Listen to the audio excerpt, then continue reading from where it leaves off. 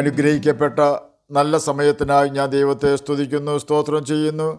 ദൈവവചനം ശ്രവിച്ചുകൊണ്ടിരിക്കുന്ന എല്ലാ ദൈവമക്കൾക്കും വീണ്ടും വരാമെന്നരുളി ചെയ്തവനായ കർത്താവായ യേശു ക്രിസ്തുവിൻ്റെ ധന്യനാമത്തിൽ ഞാൻ എൻ്റെ സ്നേഹവന്ദനം അറിയിക്കുന്നു. ഇന്ന് നാം പഠിക്കുവാൻ തുടങ്ങുന്നത് 116 സങ്കീർത്തനമാണ്. ഈ സങ്കീർത്തനം ആരെഴുതി എന്നത് ഹെഡിങ്ങിൽ രേഖപ്പെടുത്തിയിട്ടില്ലാത്തതിനാൽ എഴുത്തുകാരൻ ആരാണെന്ന് നമുക്കറിയില്ല. ദാവീദോ ഹിസ്കിയാവോ എഴുതിയതാകാം എന്ന അഭിപ്രായമുണ്ട്. ഇതിൽ ദാവീദാകുവാനാണ് കൂടുതൽ സാധ്യത. 116 സങ്കീർത്തനം 1-ാം വാക്യത്തിൽ സങ്കീർത്തനക്കാരൻ്റെ പ്രാർത്ഥനയും യാചനകളും കേട്ട യഹോവയെ താൻ സ്നേഹിക്കുന്നു എന്ന് അവകാശപ്പെടുന്നു. ചെറിയ വിഷയങ്ങൾക്ക് വേണ്ടിയല്ല താൻ യഹോവയോട് പ്രാർത്ഥിക്കുകയും യാചിക്കുകയും ചെയ്തത് എന്ന് 116 സങ്കീർത്തനം 3-ാം വാക്യം വായിച്ചാൽ നമുക്ക് മനസ്സിലാക്കുവാൻ സാധിക്കും. അവിടെ രേഖപ്പെടുത്തിയിരിക്കുന്നത് ഇപ്രകാരമാണ്: മരണപാശങ്ങൾ എന്നെ ചുറ്റി, പാതാള വേദനകൾ എന്നെ പിടിച്ചു, ഞാൻ കഷ്ടവും സങ്കടവും അനുഭവിച്ചു. മരണത്തെ മുഖാമുഖം കണ്ട ഭക്തൻ പറയുകയാണ് 116 സങ്കീർത്തനം 2-ാം വാക്യത്തിൽ കൂടി, യഹോവ അഥവാ കർത്താവായ യേശു ക്രിസ്തു തൻ്റെ ചെവിയെങ്കിലേക്ക് ചായച്ചതുകൊണ്ട് ഞാൻ ജീവകാലമൊക്കെയും അവനെ വിളിച്ചപേക്ഷിക്കും. ജീവിതത്തിൽ ഒരു പ്രതികൂലം വരുമ്പോൾ സഹായത്തിനായി മറ്റുള്ളവരെ ആശ്രയിക്കാത്തവർ ആരും ഉണ്ടാവുകയില്ല. എന്നാൽ എത്ര നിലവിളിച്ചാലും ഒരു സഹായവും ചെയ്യാത്ത അഥവാ ചെയ്യുവാൻ കഴിവില്ലാത്ത അനേകർ പല പേരിലും ഭൂമിയിൽ ഉണ്ട്. അവർക്ക് തന്നെ സമാധാനമില്ലാത്തതുകൊണ്ട് ആയുധങ്ങളിൽ ആശ്രയിക്കുന്നവരാണ് ഏറിയ പങ്ക് ആളുകളും. അങ്ങനെയെങ്കിൽ അവർക്ക് നമ്മെ സഹായിക്കുവാൻ ഒരിക്കലും കഴിയുകയില്ല. അതുകൊണ്ടാണ് നിങ്ങൾ പ്രഭുക്കന്മാരിൽ ആശ്രയിക്കരുത്, സഹായിപ്പാൻ കഴിയാത്ത മനുഷ്യപുത്രനിലും അരുത് എന്ന് 146 സങ്കീർത്തനം 3-ാം വാക്യത്തിൽ രേഖപ്പെടുത്തിയിരിക്കുന്നത്. എന്നാൽ യിരെമ്യാ പ്രവചനം 17-ാം അധ്യായം 7-ാം വാക്യത്തിൽ ഇപ്രകാരം രേഖപ്പെടുത്തിയിരിക്കുന്നു: യഹോവയിൽ ആശ്രയിക്കുകയും യഹോവ തന്നെ ആശ്രയമായിരിക്കുകയും ചെയ്യുന്ന മനുഷ്യൻ ഭാഗ്യവാൻ. 116 സങ്കീർത്തനം എഴുതിയ വ്യക്തി അക്ഷരാർത്ഥത്തിൽ ഭാഗ്യവാനായിരുന്നു. കാരണം മറ്റാരെയും സഹായത്തിനായി അന്വേഷിക്കാതെ സഹായിപ്പാനും മരണത്തിൽ നിന്ന് രക്ഷിക്കുവാനും കഴിവുള്ളവനും അതിന് മനസ്സുള്ളവനുമായ യേശുവിനെ തന്നെ അവൻ അന്വേഷിച്ച് കണ്ടെത്തി. അതുകൊണ്ട് തന്നെ അവൻ ഭാഗ്യവാനാണ്. എന്നെ കേൾക്കുന്ന ദൈവമകനെ, ദൈവമകളെ, ഈ യേശു ഒരു നാളും കൈവിടാത്തവനും നമ്മുടെ ക്ഷീണം അറിയുന്നവനുമാണ്. പാപമൊഴിയെ സകലത്തിലും നമുക്ക് തുല്യമായി പരീക്ഷിക്കപ്പെട്ടവനാണ് കർത്താവായ യേശു ക്രിസ്തു. അതുകൊണ്ട് തന്നെ യേശുവിൻ്റെ അടുത്തേക്ക് സഹായത്തിനായി കടന്നു ചെല്ലുന്ന ആരെയും അവൻ വെറുതെ അയച്ചു കളയുകയില്ല. എത്ര വലിയ പ്രതികൂലമാണെങ്കിലും, ഇനി മരണകരമായ രോഗമായാലും, യേശുവേ എന്നെ സഹായിക്കണമേ എന്ന് നാം നിലവിളിച്ചാൽ സങ്കീർത്തനക്കാരന് വേണ്ടി മാത്രമല്ല നമുക്ക് വേണ്ടിയും 116 സങ്കീർത്തനം 2-ാം വാക്യത്തിൽ രേഖപ്പെടുത്തിയിരിക്കുന്നത് പോലെ അവൻ തൻ്റെ ചെവി നമ്മിലേക്ക് ചായച്ചുകൊണ്ട് നമ്മുടെ കരച്ചിലിൻ്റെ ശബ്ദം കേൾക്കുകയും പരിഹാരം നൽകി തരികയും ചെയ്യും. 116 സങ്കീർത്തനം 4-ാം വാക്യത്തിൽ ഇപ്രകാരം രേഖപ്പെടുത്തിയിരിക്കുന്നു: അയ്യോ യഹോവേ, എൻ്റെ പ്രാണനെ രക്ഷിക്കണമേ എന്ന് ഞാൻ യഹോവയുടെ നാമം വിളിച്ചപേക്ഷിച്ചു. സങ്കീർത്തനക്കാരൻ യഹോവയുടെ അഥവാ യേശുവിൻ്റെ നാമമാണ് വിളിച്ചപേക്ഷിച്ചത്. യഹോവയുടെ നാമം ബലമുള്ള ഗോപുരം, നീതിമാൻ അതിലേക്ക് ഓടിച്ചെന്ന് അഭയം പ്രാപിക്കുന്നു എന്ന് സദൃശവാക്യങ്ങൾ 18-ാം അധ്യായം 10-ാം വാക്യത്തിൽ രേഖപ്പെടുത്തിയിരിക്കുന്നു. ഇവിടെ നാം മനസ്സിലാക്കേണ്ടത്, പാപത്തിൽ തങ്ങളുടെ ജീവിതം കഴിക്കുന്ന വ്യക്തികൾക്ക് ഈ നാമത്തിൽ അഭയം പ്രാപിക്കുവാൻ പ്രയാസമാണ്. കാരണം യേശു പറഞ്ഞു, ആമേൻ ആമേൻ ഞാൻ നിങ്ങളോട് പറയുന്നു, പാപം ചെയ്യുന്നവനെല്ലാം പാപത്തിൻ്റെ ദാസനാകുന്നു. ദാസൻ എന്നേക്കും വീട്ടിൽ വസിക്കുന്നില്ല, പുത്രനും എന്നേക്കും വസിക്കുന്നു. യോഹന്നാൻ എഴുതിയ സുവിശേഷം 8-ാം അധ്യായം 34-35 വാക്യങ്ങളാണ് നാം കേട്ടത്. തന്നെയുമല്ല, പാപം ചെയ്യുന്നവൻ പിശാചിൻ്റെ മകൻ ആകുന്നു എന്ന് 1 യോഹന്നാൻ 3-ാം അധ്യായം 8-ാം വാക്യത്തിൻ്റെ ആദ്യ ഭാഗത്ത് രേഖപ്പെടുത്തിയിരിക്കുന്നു. പാപം ചെയ്യുന്ന വ്യക്തികൾ അവരുടെ പ്രതികൂല സാഹചര്യങ്ങളിൽ യഹോവയിലേക്ക് ഓടിപ്പോയി രക്ഷപ്പെടാതിരിക്കുവാൻ സാത്താൻ അവരെ നിരുത്സാഹപ്പെടുത്തുകയും തടയുകയും ചെയ്യും. ആകയാൽ പാപം ചെയ്യാതെ നാം നമ്മെ തന്നെ സൂക്ഷിക്കേണ്ടത് അത്യാവശ്യമാണ്. 116 സങ്കീർത്തനം 6-ാം വാക്യത്തിൽ പ്രകാരം രേഖപ്പെടുത്തിയിരിക്കുന്നു: യഹോവ അല്പബുദ്ധികളെ പാലിക്കുന്നു, ഞാൻ എളിമപ്പെട്ടു, അവൻ എന്നെ രക്ഷിച്ചു. ഇവിടെ നാം കേട്ട അല്പബുദ്ധി എന്ന വാക്ക് ഇംഗ്ലീഷ് ബൈബിളിൽ സിമ്പിൾ എന്നാണ് രേഖപ്പെടുത്തിയിരിക്കുന്നത്.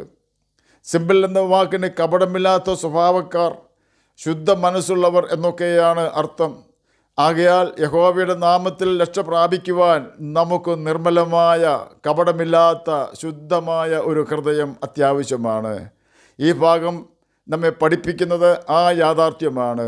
അതുകൊണ്ടാണ് ദാവീദ് 66-ാം സങ്കീർത്തനം 18-ാം വാക്യത്തിൽ ഞാൻ എൻ്റെ ഹൃദയത്തിൽ അകൃത്യം കരുതിയിരുന്നെങ്കിൽ കർത്താവ് കേൾക്കുകയില്ലായിരുന്നു എന്ന് പറഞ്ഞത്.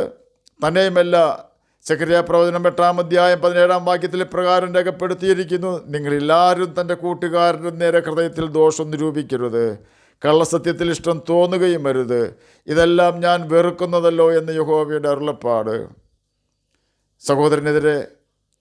സഹോദരനെതിരെയോ മറ്റേതൊരാൾക്കെതിരെയോ ഹൃദയത്തിൽ ദോഷം ചിന്തിച്ചാൽ, നാം ആർക്കെതിരെ ദോഷം ചിന്തിക്കുമ്പോൾ അവർക്ക് അതുകൊണ്ട് ഒരു പ്രശ്നവും ഉണ്ടാവുകയില്ല. എന്നാൽ ദോഷം ചിന്തിക്കുന്ന നമ്മുടെ ഹൃദയം അശുദ്ധമാകും എന്ന യാഥാർത്ഥ്യം നാം മറന്നു പോകരുത്. നമ്മുടെ ഹൃദയം അശുദ്ധമായാൽ ദൈവസാന്നിധ്യം നമ്മിൽ നിന്നും അപ്രത്യക്ഷമാവുകയും നമ്മുടെ ഹൃദയത്തിൽ സാത്താൻ പ്രവേശിക്കുകയും ചെയ്യും എന്നതിനാലാണ് നമ്മുടെ വീണ്ടെടുപ്പുകാരനും നല്ല സ്നേഹിതനും ആയ കർത്താവായ യേശു ക്രിസ്തു നിങ്ങളെല്ലാവരും തൻ്റെ സഹോദരനെതിരെ ഹൃദയത്തിൽ ദോഷം ചിന്തിക്കരുതെന്ന് നമ്മോട് കൽപ്പിച്ചത്. അപ്പോൾ തന്നെ നാം മണ്ണിൻ്റെ പാപത്തിൽ പങ്കാളികൾ ആവുകയും അരുത്. അതും ദൈവം വെറുക്കുന്ന പാപമാണെന്ന് നാം മനസ്സിലാക്കണം.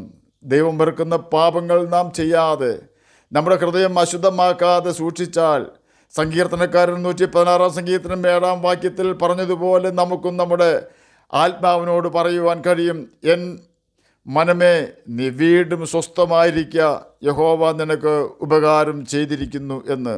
എന്തെല്ലാം ഉപകാരങ്ങളാണ് സങ്കീർത്തനക്കാരന് യഹോവ അഥവാ കർത്താവായ യേശു ക്രിസ്തു ചെയ്തു കൊടുത്തതെന്ന് 116-ാം സങ്കീർത്തനം 8-ാം വാക്യത്തിൽ രേഖപ്പെടുത്തിയിരിക്കുന്നത് ഇപ്രകാരമാണ്, നീ എൻ്റെ പ്രാണനെ മരണത്തിൽ നിന്നും എൻ്റെ കണ്ണിന് കണ്ണുനീരിൽ നിന്നും എൻ്റെ കാലിനെ വീഴ്ചയിൽ നിന്നും രക്ഷിച്ചിരിക്കുന്നു. ഇവിടെ നാം ശ്രദ്ധിക്കേണ്ട പ്രധാന കാര്യം, ദൈവം സങ്കീർത്തനക്കാരൻ്റെ പ്രാണനെ മരണത്തിൽ നിന്നും രക്ഷിച്ചു. എത്രയെല്ലാം സമ്പത്ത് നമുക്കുണ്ടായിരുന്നാലും മരണത്തിൽ നിന്നും രക്ഷിക്കുവാൻ നമ്മുടെ സമ്പത്ത് ഉപകരിക്കുകയില്ല. കുറേയൊക്കെ പണം നമുക്ക് പ്രയോജനപ്പെട്ടേക്കാം. എന്നാൽ യേശുവിന് മാത്രമേ നമ്മെ മരണത്തിൽ നിന്നും രക്ഷിക്കുവാൻ കഴിയൂ. ഈ ഭൂമിയിൽ നാം ജീവിക്കുമ്പോൾ ദൈവം നമ്മെ മരണത്തിൽ നിന്ന് രക്ഷിച്ചാലും വീണ്ടും നാം ഒരിക്കൽ മരിച്ച് ഒക്കൂ. കാരണം ഒരിക്കൽ മരണവും പിന്നെ ന്യായവിധിയും ദൈവം മനുഷ്യർക്ക് നിയമിച്ചിരിക്കുന്നു എന്നതുകൊണ്ട് മരണത്തിന് നാം ഒരു നാൾ പിടി കൊടുക്കേണ്ടി വരും എന്നതിന് സംശയമില്ല. എന്നാൽ നാം കേട്ട പാപപ്രവൃത്തികൾ ചെയ്യാതെ കർത്താവിൻ്റെ മക്കളായി ജീവിച്ചാൽ ബൈബിൾ നമ്മെ വിളിക്കുന്നത് ഭക്തൻ എന്നാണ്. ഇംഗ്ലീഷിൽ ഭക്തൻ എന്ന് പറഞ്ഞാൽ ഫിയർ ഓഫ് ദ ലോഡ് അഥവാ ദൈവഭയമുള്ളവൻ എന്ന് സാരം. 116-ാം സങ്കീർത്തനം 15-ാം വാക്യത്തിൽ തൻ്റെ ഭക്തന്മാരുടെ മരണം 116-ാം സങ്കീർത്തനം 15-ാം വാക്യത്തിൽ തൻ്റെ ഭക്തന്മാരുടെ മരണം യഹോവയ്ക്ക് വിലയേറിയതാകുന്നു എന്ന് രേഖപ്പെടുത്തിയിരിക്കുന്നു. തന്നെയുമല്ല, ഒരു ഭക്തൻ ആയി ജീവിച്ച് പാപം ചെയ്യാതെ നാം മരിച്ചാലും വീണ്ടും ജീവിക്കുമെന്ന് യേശു നമുക്ക് വാക്ക് തന്നിട്ടുണ്ട്. യേശുവിൻ്റെ പുനരുദ്ധാനം നമുക്കതിൻ്റെ ഉറപ്പും തരുന്നുണ്ട്. എന്നിൽ വിശ്വസിക്കുന്നവൻ അഥവാ കർത്താവായ യേശു ക്രിസ്തുവിൻ്റെ കൽപ്പനകൾ അനുസരിച്ച് ജീവിക്കുന്നവൻ മരിച്ചാലും ജീവിക്കുമെന്നത് യേശുവിൻ്റെ വാഗ്ദാനമാണ്. സങ്കീർത്തനക്കാരൻ്റെ പ്രാണനെ താൽക്കാലികമായി രക്ഷിച്ചുവെങ്കിലും അവൻ വീണ്ടും മരിച്ചു. എന്നാൽ യേശു ക്രിസ്തു ആകാശമേഘത്തിൽ പ്രത്യക്ഷനാകുമ്പോൾ അവൻ ഒരു പുതിയ ശരീരത്തോടെ ഉയർത്തെഴുന്നേൽക്കും. തന്നെയുമല്ല, രണ്ടാം മരണമായ ഗന്ധകം കത്തുന്ന തീ പൊയ്കയിൽ സങ്കീർത്തനക്കാരൻ വീഴുകയുമില്ല.